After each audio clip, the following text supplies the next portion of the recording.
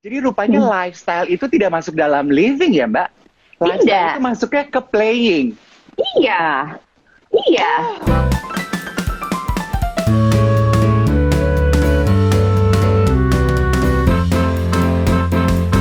Selamat siang teman-teman Bazar Indonesia.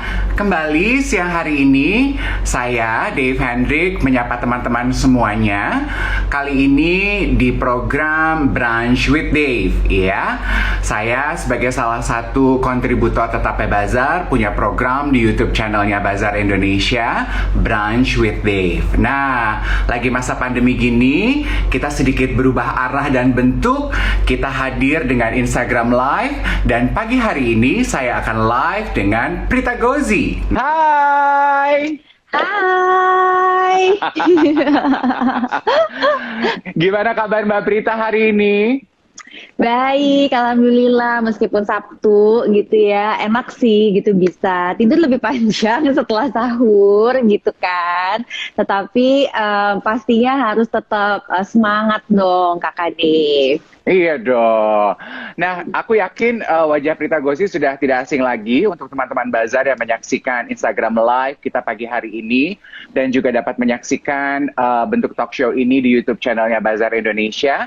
Prita Gozi adalah salah satu founder dari Z Finance dan juga seorang financial educator, gitu kan Mbak? Yes, betul.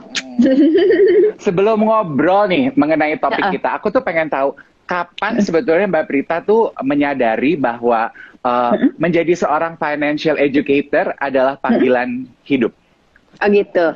Jadi sebenarnya sih kalau bicara tentang ngajar, teaching, itu aku suka banget udah dari kecil gitu. Jadi waktu kecil itu memang cita-citanya sebetulnya jadi guru balet. Hah, serius?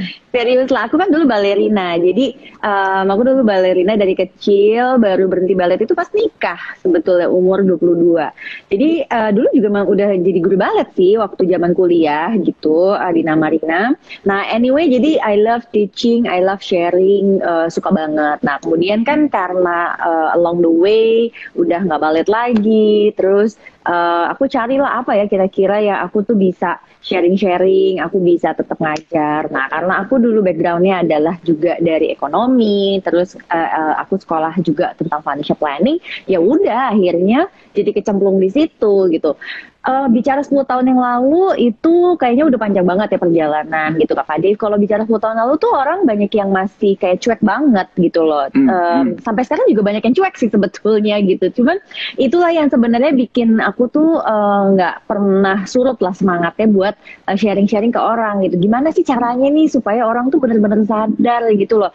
Nggak butuh adanya krisis pandemi gini sampai orang tuh sadar. Karena sekarang tuh banyak banget yang akhirnya tiba-tiba tuh sadar, which is good. Tapi sayangnya sadarnya karena ada krisis gitu kan. Pengennya tuh nggak ada krisis juga orang tuh udah sadar kalau memang kita tuh emang harus loh bagian dari sesuatu yang kita plan itu adalah our financials gitu. Oke. Sebetulnya tantangan terbesar dari menjadi seorang financial educator untuk kita nih di Indonesia, di masyarakat sekarang ini apa sih Mbak Prita? Yang paling banyak itu kenapa? Karena gini, banyak orang Indonesia itu kan di masa produktif, terus merasa bahwa tiap bulan itu masih dapat pemasukan. Indonesia itu kan sebenarnya negara yang kasarnya nih cari penghasilannya tuh mudah gitu loh. Orang jago apa dikit bisa ngerjain apa. Orang apa dikit jualan semua pasti beli gitu loh. Emang kita tuh easy lah untuk dapetin pemasukan gitu ya di masa normal kita yang sebelumnya. Nah jadi artinya orang tuh selalu berpendapat kalau semua masalah dia tuh pasti akan selesai bulan depan gitu kan. Jadi karena mungkin punya masalah, ya udah gitu maksudnya bulan depan gue ada job ini itu segala macam selesailah masalah gue gitu kan. Tapi orang jarang yang berpikir untuk very long term. Terus misalnya kalau sampai ada krisis kayak begini, kenapa? Karena Indonesia selama ini so beautiful gitu kan. Jadi itu yang sebenarnya susah banget buat ngajak orang supaya benar-benar mau berpikir, even kayak ngomongin dana darurat atau apa tuh susah banget gitu. Kenapa? Karena mereka tidak pernah berpikir bahwa I'm gonna need dana darurat gitu loh. Karena mungkin nggak pernah ada kondisi yang sampai seperti sekarang lah, kira-kira tuh kayak gitu. Oke. Pelajaran terbesar menurut Mbak Prita yang bisa kita petik sama-sama nih sebagai bangsa saat pandemi ini apa Mbak? Sebenarnya banyak ya. Sebenarnya banyak banget. Jadi pertama tuh kita tuh harusnya sekarang tuh benar-benar jadi kayak kalau aku sih bilangnya grateful ya, mensyukuri banget bahwa selama ini things yang kita take it for granted, for example orang karyawan yang gajian tiap bulan, dia merasa selama ini ya udah setiap tanggal 25 atau tanggal 1 ya udah kewajiban aja dari perusahaan mesti transfer penghasilan aku ke rekeningku. Udah gitu udah kita tuh pakainya tanpa mikir gitu kan. Nah, sekarang nih orang yang masih gajian tuh kan kayak, aduh bersyukur banget, alhamdulillah masih gajian gitu kan. Atau misalnya kayak job-job atau apalah, misalnya kayak kakak Dev job MC kayak selama ini, ya udahlah job MC menjadi keseharian aku dan lain-lain. Ternyata sekarang kayak, wow ternyata kemarin job MC itu tuh luar biasa ya gitu. Maksudnya itu sebuah kemewahan gitu. Jadi sebenarnya itu yang kita tuh lagi diajarin banget bahwa selama ini mungkin kita tuh take it for granted, berbagai rezeki yang berseliweran di depan kita, even sehat, nikmat ketemu sama teman, sama saudara, kemudian nikmat dapat rezeki penghasilan setiap bulan. Itu karena merasa itu keseharian kita tuh jadi ya udah santai aja gitu. Sekarang pada saat itu semua diambilin nih, dicabut, baru kita menyadari kan bahwa wow itu ternyata nikmatnya luar biasa banget ya gitu. Itu menurut aku sih pelajaran terbesarnya buat kita semua. Ya betul. Komentar teman-teman yang nonton gini, wow dalam banget Mbak Prita. Banget iya, ya. Yang aku yakin ini juga udah jadi kesadaran kita semua bahwa salah satu pelajaran terbesar financially adalah di saat seperti ini kita sama-sama kepentok gitu ya, kepentok di jidat kasarnya adalah pentingnya dana darurat. Betul Mbak Prita? Iya penting banget lah. Aku juga waktu itu kan sampai sempat lihat live-nya kakak Dev juga kan, sampai terenyuh. Aduh kakak Dev gitu, biasa lihatnya ceria banget gitu kan. Lo tuh kenapa tiba-tiba jadi Mel? Artinya gini loh, artinya bahwa semua orang itu pasti punya sisi rasa takut. Semua orang tuh pasti punya sisi rasa cemas yang berbeda-beda. Ada yang cemasnya cepat, ada yang cemasnya lebih belakangan, ada yang mungkin skalanya lebih kecil, ada yang lebih gede gitu kan. Tapi artinya bahwa kita semua tuh sebenarnya cemas. Kenapa? Karena ya banyak yang nggak pasti kan gitu ke depannya. Jadi kita kayak, oh ini sampai kapan ya? Kan gitu kan kira-kira. Nah, untuk menyiasati kondisi keuangan kita di saat pandemi ini yang menjadi tema obrolan kita siang hari ini, apa sih sebetulnya cara paling mudah dan terbaiknya Mbak Prita? Paling mudah sih sebenarnya orang nanti bilang kita gini dalam lagu di Prita gitu, tapi memang faktanya itu ya. Menurut aku everyone itu sekarang tuh mesti benar-benar mulai ya udahlah gitu ya, istilahnya tuh ikhlas, terima aja gitu, jangan marah. Karena kalau selama kita masih kesel, masih marah, masih itu tuh kita tuh bakal kayak ih tahu gitu dulu gitu. Atau tau gak sih yang suka lihat di Instagram kakak dia kayak gini kayak harusnya sekarang gue lagi di Tokyo, atau harusnya sekarang gue ya itu berarti emang bukan harusnya kali gitu, itu kan rencana lu gitu kan. Tapi ternyata emang rencana Tuhan bukan kayak gitu. Jadi maksudnya selama lo masih posting harusnya artinya kita masih belum bisa terima, ada some part of our self yang belum bisa terima sih menurut aku sih kayak gitu ya. Walaupun lucu-lucuan gitu. Aku juga awalnya sempat sih kayak gitu. Iya harusnya kita lagi gini ya. Tapi mikir-mikir itu sih bukan harusnya. Emang berarti selama ini memang sebetulnya gue gak ditakdirin untuk pergi ke situ gitu kan. Kira-kira kayak gitu lah. Ya setuju, aku setuju itu. Ya kan. Ya udah jadi pertama mesti terima dulu. And then next thing adalah kalau dari aku ya Kakak Dev, maksudnya ini mungkin agak berat nih buat viewersnya Bazar. Kenapa? Karena di Bazar itu kan memang rata-rata viewers atau pembacanya itu memang orang-orang yang memang very apa ya istilahnya punya lifestyle tertentu lah, which is fine gitu kan. Tapi sekarang nih sayangnya kita tuh mungkin harus merubah lifestyle kita sesuai dengan kita pemasukannya kayak gimana nih gitu. Akhirnya jadi kayak gitu. Jadi dalam menyikapi pandemi ini sih menurut aku kita mesti stay true to ourselves. Sebenarnya kemampuan gue berapa sih, kemampuan aku tuh berapa sih, penghasilan aku tuh kira-kira sampai dengan akhir tahun tuh berapa sih, dan lifestyle seperti apa sih yang bisa aku afford. Berarti mana nih yang harus aku istilahnya mungkin tunda dulu, mana yang memang aku nggak bisa hilangin. Yang paling tahu tuh sebenarnya diri kita sendiri. For example, aku gitu ya, aku orang yang bisa nih untuk nggak misalnya jajan-jajan cantik, misalnya every week kan sebenarnya aku punya kebiasaan dengan family itu pasti ke restoran, ke Ya. kafe, makan enak gitu, itu udah menjadi sebuah kebiasaan. It's my lifestyle gitu kan, it's our family lifestyle. Dan sekarang sebenarnya kalau mau tetap digantikan kan bisa ya. Contohnya kita tetap misalnya order dari restoran-restoran yang biasa kita datengin itu dan lain-lain, tapi makannya di rumah. Tapi pertanyaannya adalah, can we still afford to do that? Dalam arti, mungkin sekarang iya, tetapi kalau mau bertahan sampai akhir tahun, can we still do that or not? Itu things yang mesti kita pikirin tuh. Nah itu yang tahu kita sendiri. You have to be, you have to stay true to yourself. Which lifestyle that you can still afford, and which one yang memang harus kita forgo untuk beberapa waktu dulu gitu. Oke. Waduh, itu keren banget tuh. Saat ini kita ada baiknya bertanya, kata Mbak Prita, lifestyle apa yang kita masih bisa cocok kita jalani sekarang, at least sampai akhir tahun gitu ya, perkiraan pandemi ini berakhir, worst come to worst, mana yang mungkin harus ditunda dulu dalam keadaan seperti ini. Oke. Kan aku yakin ya, pasti yang menyaksikan live Instagram kita juga sudah tahu, sering menyimak kuliahnya Mbak Prita, tampilannya Mbak Prita. Dana darurat itu ngitungnya 6, 12 gitu ya. Kalau punya bisnis berbeda gitu ya. Aku ingin menyentuh juga buat mereka yang seumpama mungkin saat ini, kemarin itu nggak sadar untuk punya dana darurat. Terus apa sih yang bisa kita lakukan Mbak Prita di saat ini? Banyak sebenarnya untuk viewersnya Bazar tuh, aku yakin banyak. Kenapa? Karena viewersnya Bazar pasti punya harta karun nih di rumahnya masing-masing ya, silahkan dibongkar. Silahkan dibongkar. Sebenarnya gini, aku juga mau ngingetin ya, sebenarnya kan kemarin nih pas tanggal 30 April kan harusnya nih kita semua sudah lapor pajak harusnya. Nah itu sebenarnya paling mudah itu melihat laporan dari harta dan utang kita. Itu sebenarnya dari situ. Ini very easy nih. I assume semua viewers Bazar tuh taat pajak, jadi kemarin semua udah ngelaporin, jadi sebenarnya bisa ketahuan. Misal ada barang seni koleksi apa nih yang kita punya, terus misalnya tas-tas branded apa yang kita punya, yang kayak gitu-gitu nih Kakak Dave.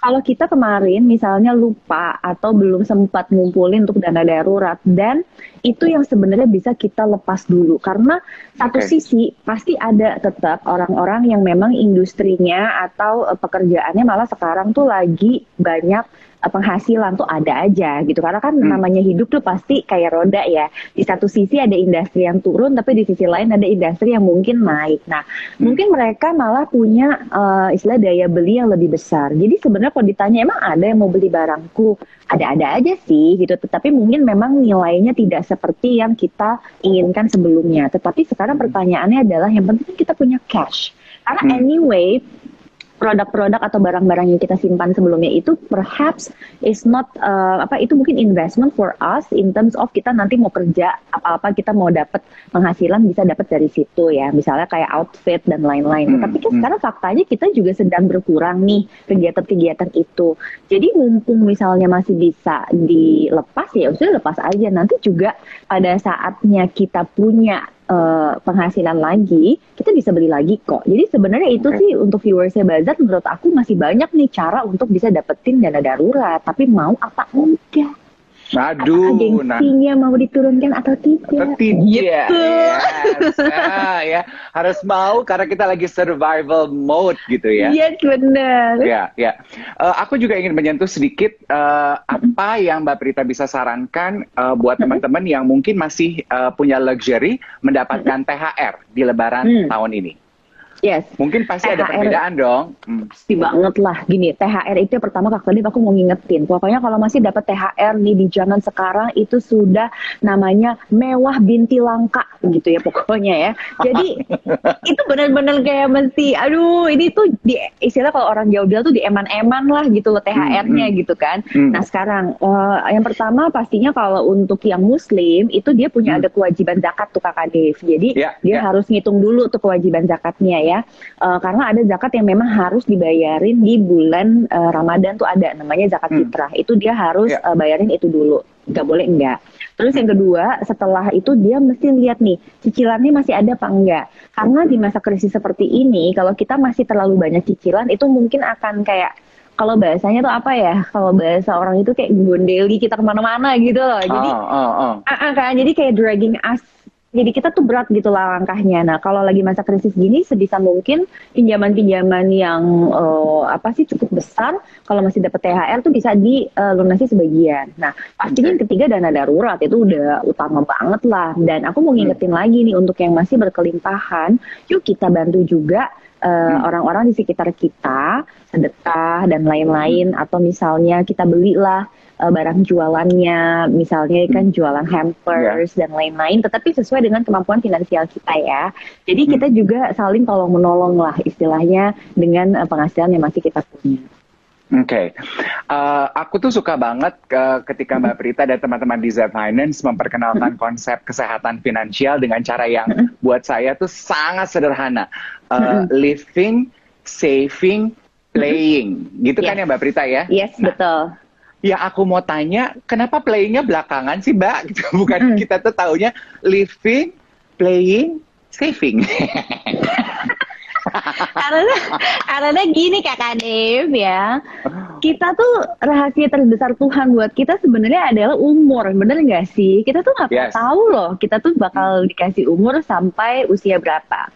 Therefore, kita tuh harus taruh saving sebelum playing. Kenapa? Karena ya itu, kita kan kepingin sampai berapapun usia kita, itu kita tuh masih kayak hip and happening, masih ceria, menikmati hidup gitu kan. Jadi otomatis saving itu ada di tengah-tengah. Sebenarnya bukan karena kita tuh jadi kayak paman gober yang kayak cuma nyimpen aja, enggak. We're gonna use that, tapi use that later gitu loh.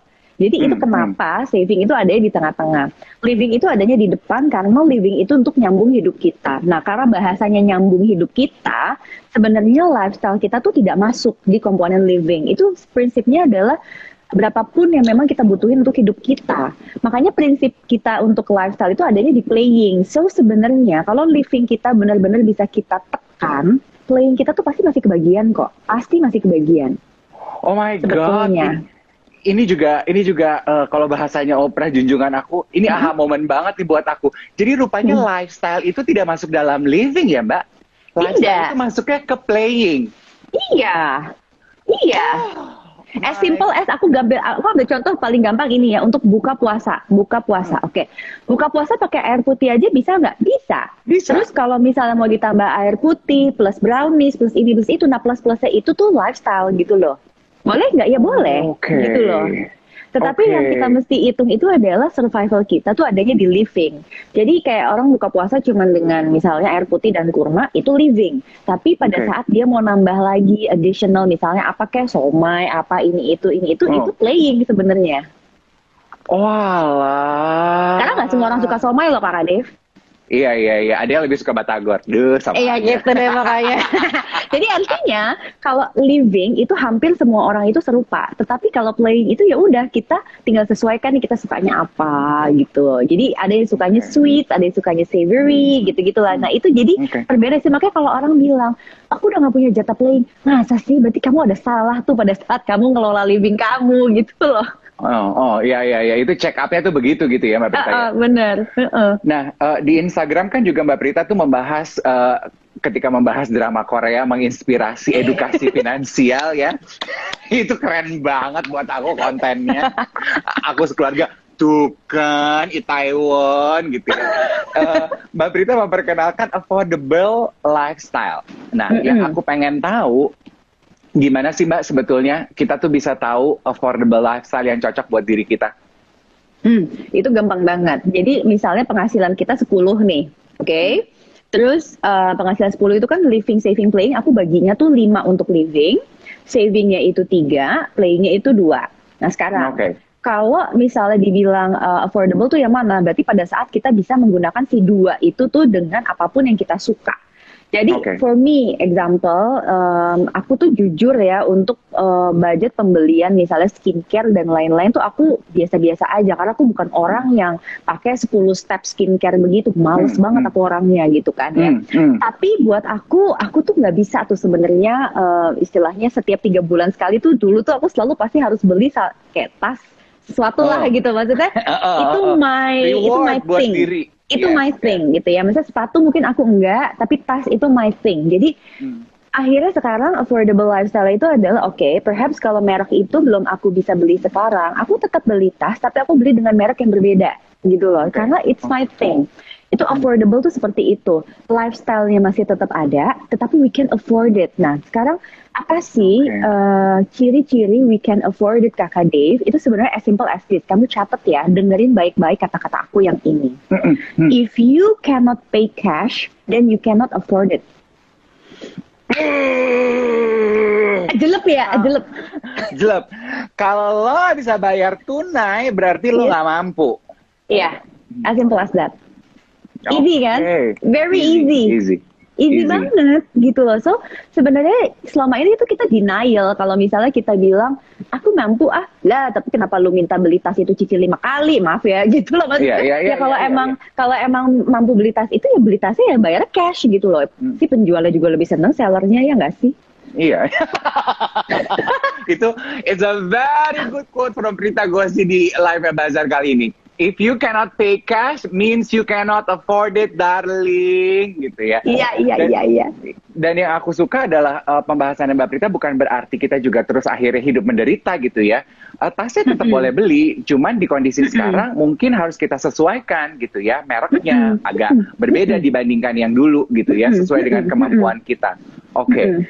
Just to be sure, berarti dana darurat itu adanya di saving. Adanya tempatnya itu di saving, oke. Tetapi cara menghitung kebutuhannya itu berapa kali living. Karena pada saat darurat, Kakak Dave, ya kita nggak bisa pakai lifestyle yang sama. As simple as that, bener nggak? Yang penting kan kita survive. Jadi orang banyak yang bingung sebelumnya. Dana darurat itu sebenarnya terhadap gaji, terhadap pemasukan, atau terhadap our lifestyle. Bukan. Itu benar-benar terhadap our survival rate, living kita yang nggak bisa kita forgo. Itu berapa sih yang memang harus kita punya. So, kemarin Kakak Dev nggak usah sampai sedih, sampai luar biasa gitu. Aku yakin kamu pasti punya kok lebih dari 3 bulan. Tapi memang you have to change your lifestyle gitu. Karena yang penting kita tuh punya istilahnya punya cash untuk nyambung hidup kita gitu. So in that sense aku yakin sih pasti kamu insya Allah aman lah gitu loh. Jadi asalkan memang kita harus mau ubah, ya itu tadi cara-cara kayak gitu kan, bukannya aku bilang kayak kamu nggak boleh beli tas, boleh gitu, tapi kamu atur. Atau misalnya kamu suka teh-teh cantik atau kopi cantik, boleh, tapi atur mereknya gitu loh. Kira-kira tuh kayak gitu. Iya sih, aku sih waktu aku breakdown nangis karena panik gitu ya. Aduh, gue gak punya cash gitu. Kan Mbak Brita ngajak aku untuk ikut kelas online ya.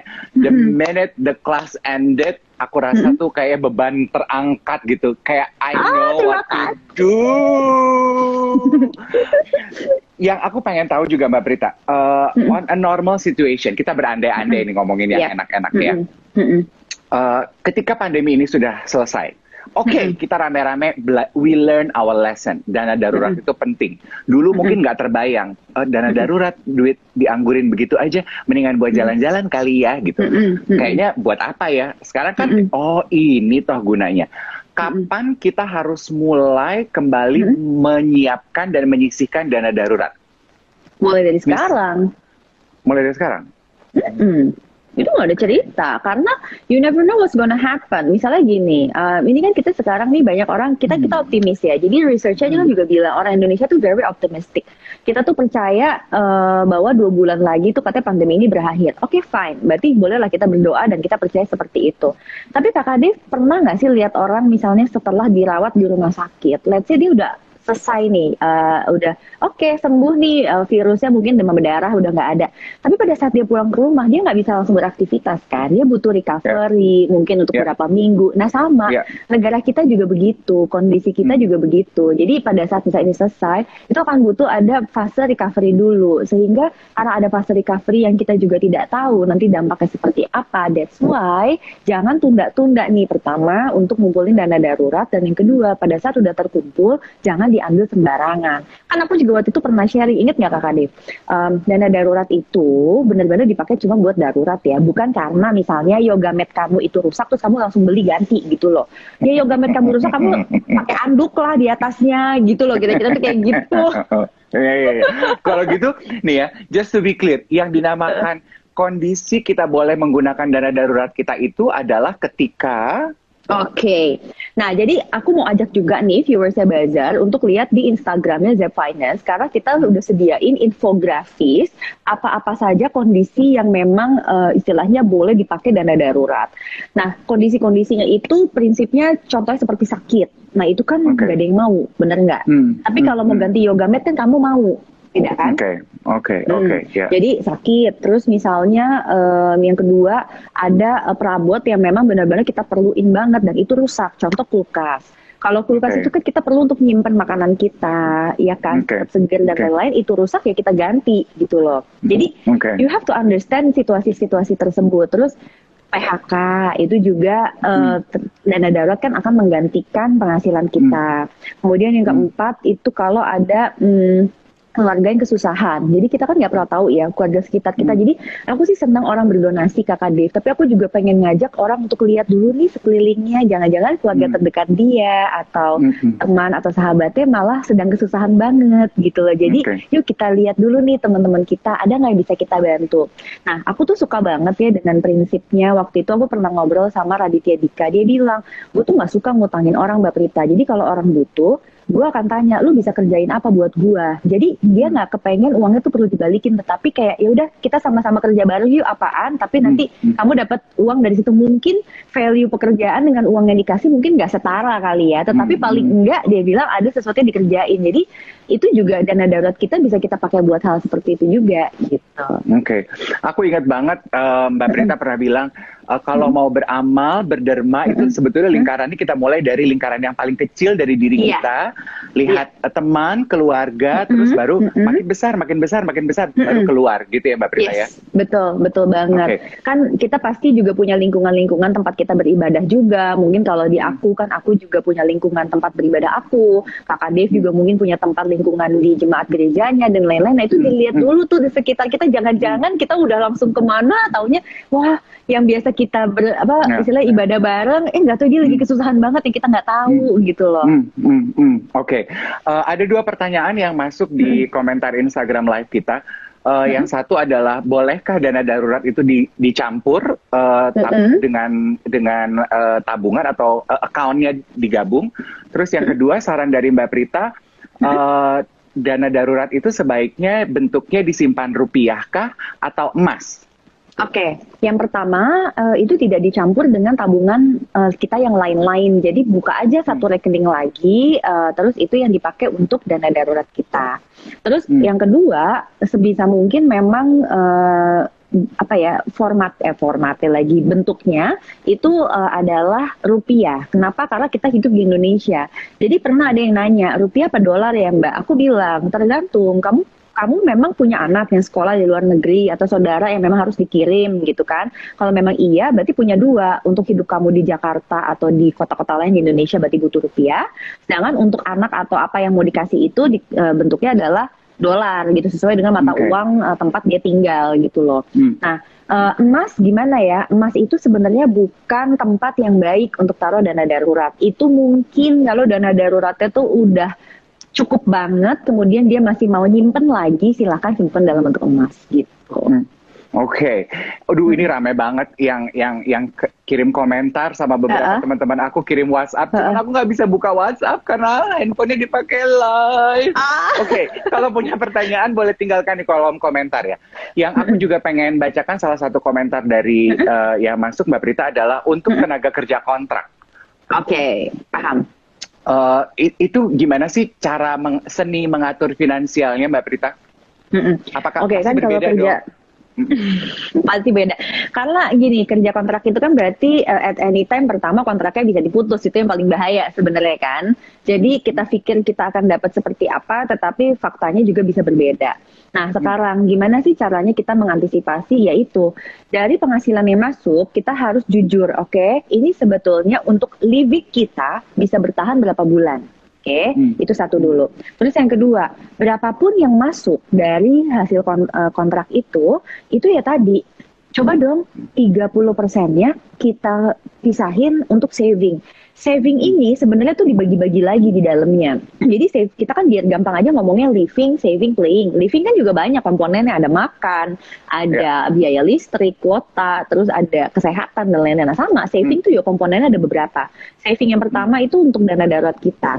Saving yang kedua untuk tabungan kita. Karena kan kita juga berharap kalau misalnya insya Allah tahun depan pandemi ini berakhir, contohnya kayak Prita nabung nih buat ke Korea gitu. Terus kebanyakan drakor ya, jadi pengen nabung ke Korea gitu kan.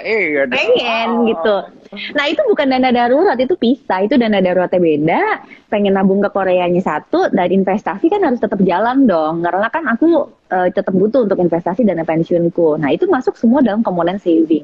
Sekarang kalau memang teman-teman yang kontrak, aku sulit banget nih Prita untuk menyisihkan 30% dari penghasilan aku. Oke, fine. Dan kamu coba banget 10% untuk dana darurat, jangan sampai itu kamu lupakan. Jadi kita juga jangan sampai stres, karena kan kita juga waktu itu kelasnya kan sehat mental, sehat finansial ya. Jadi ngapain kalau finansialnya terjaga tapi mentalnya aur-auran gitu kan. Jadi tetap harus seimbang, mungkin bahasanya kayak gitu.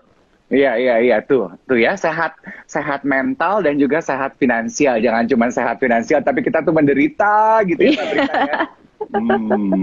Yes. Itu juga sebetulnya mungkin adalah rumusan yang sama untuk teman-teman freelancer. Iya nggak sih Mbak Prita? Karena kan generasi sekarang banyak sekali yang pekerjaannya juga sebagai freelancer, tidak mendapat gaji bulanan tetap ya Mbak Prita ya.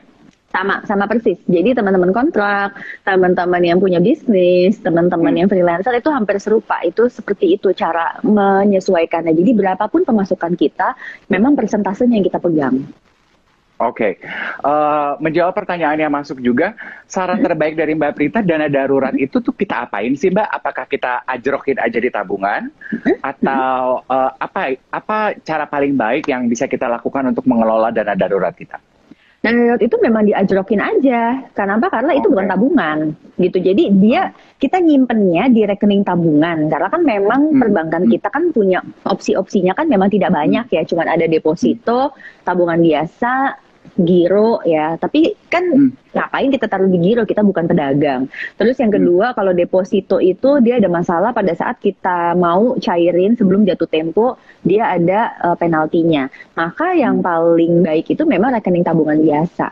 Jadi jangan termakan dengan pikiran, oh ini rekening tabungan, jadi ini tabungan. Bukan, itu rekening tabungan jenisnya. Tetapi peruntukannya, purpose-nya adalah dana darurat. So, teman-teman tetap pisahin aja. Jadi ada tabungan yang memang untuk operasional sehari-hari, terus ada tabungan yang let's say mungkin teman-teman kumpulin mau ngapain, kayak aku bisa ke Korea, terus ya memang teman-teman punya tabungan yang khusus untuk dana darurat. Terus kalau ada yang bilang, ih kebanyakan banget sih Prita, biaya adminnya terlalu banyak. Hello, biaya admin tuh paling 20.000, oh my god, your coffee aja udah lebih dari itu. Itu alasan yang mengada-ngada ya Mbak Prita ya.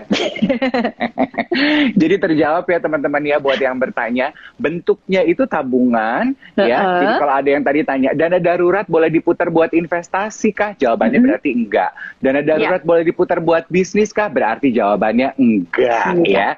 Karena it needs to be standby for you anytime you need it gitu kasarnya ya Mbak Prita ya. Yes, benar.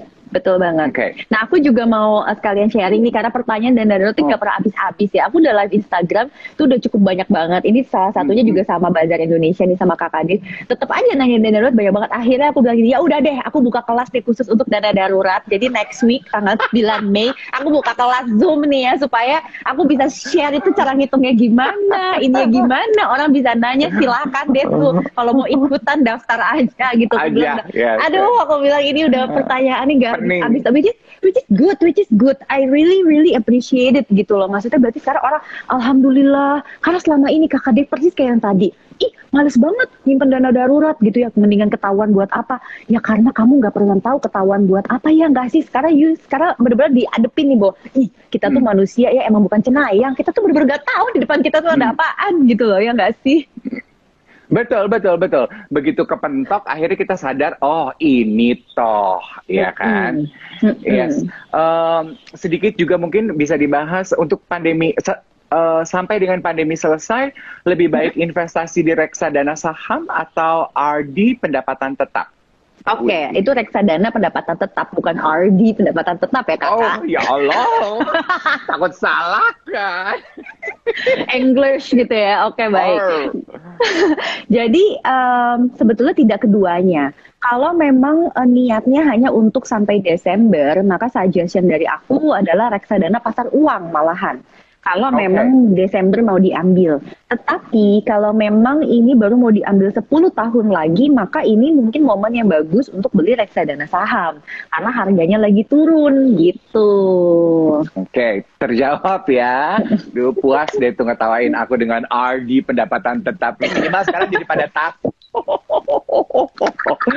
Aku tuh suka cara Mbak Prita menjelaskan mengenai financial karena buat saya sebetulnya financial itu sesuatu yang kayaknya tuh aduh pusing jelimet, tapi Mbak Prita tuh menjelaskannya dengan sangat sederhana yang kayaknya kita tuh oh bisa nih kayaknya gue ngerti nih gitu ya. Yang aku juga pengen tahu Mbak Prita, di saat pandemi sekarang ini, would you consider this situation as a good moment untuk mengajarkan kerangka sederhana mengenai kesehatan finansial kepada anak-anak kita?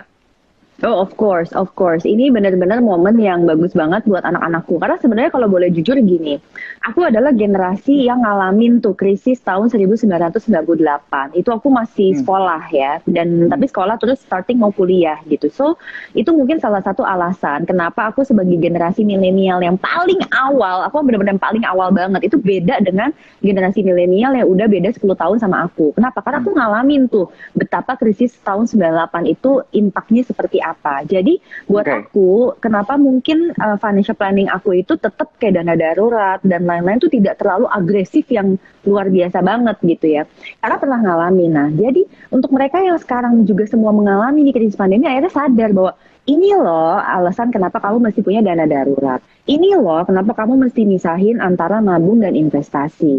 Dan ini loh kenapa kalau lagi momen krisis seperti ini, kita harus mau untuk bisa adjusting our life dengan situasi yang ada. Anak-anakku juga mengalami hal tersebut. Mereka berdua adalah generasi yang sekarang nih lulus sekolah tanpa ujian nasional. Jadi yang satu kan kelas 6 SD, yang satu lagi 3 SMP. Terus yang kedua, mereka adalah generasi yang memang harus belajar segala macam tiba-tiba dadakan online. Dan yang ketiga, mereka adalah generasi yang ya selama mereka lagi belajar di sekolah online itu kan kalau di sekolah pakai AC. Tapi kalau di rumah enggak ya. Aku bilang no, AC itu baru nyala nanti di atas jam 12. Keringetan. Gitu kan. Jadi, tapi mereka mesti belajar bahwa aku bilang, nggak bisa dong, nanti biaya listrik rumah kita jadi naik. So you have to change. Awalnya kan kayak, aduh panas, lama-lama itu mereka adjust juga kok, gitu. Iya, betul. Itu juga dialami sama ponakan aku sih. Generasi yang lulus tanpa ujian nasional. Kayak bersorak-sorai ya angkatan 2020 kelulusan ini. Oke, tampaknya waktu kita tinggal tersisa beberapa menit aja. Mungkin aku akan manfaatkan untuk dua hal. Yang pertama, ada yang bertanya, cicilan tetap berjalan, apakah sebaiknya menjual aset, Mbak Prita?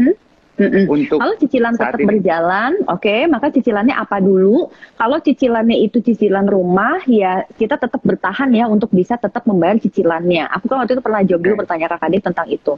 Terus kalau cicilannya adalah cicilan yang kayak misalnya tiket pesawat dan lain-lain ini itu, ya mau nggak mau ya kayaknya sih, tolong ya teman-teman buzzer, you open your closet, ada nggak kira-kira yang bisa dijual dulu? Iya, asetnya kita selesai.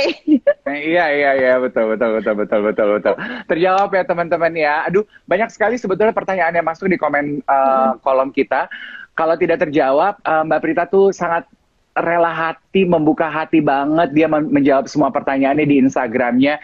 You can just reach her dan juga teman-teman Z Finance. Mbak Prita, thank you banget. Brunch with Day bersama Bazar kali ini insightful banget, ada dua quotes nancep banget di hati ya. Lifestyle itu nggak masuk di living darling ya.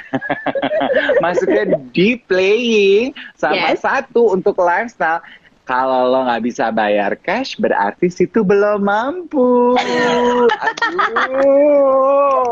Mbak Prita, we love you. Thank you so Thank much. you, thank you. Jangan kapok kalau diajak bazar untuk kerja bareng lagi ya Mbak Prita ya. Yes, sure. Dengan senang hati. Terima kasih banyak Kakak Dave, teman-teman Bazar Indonesia. Terima kasih banyak. Jangan lupa follow juga Instagramnya Z Finance ya. Pasti dong. Selamat berpuasa, selamat weekend Mbak Prita. Good day, bye. Bye.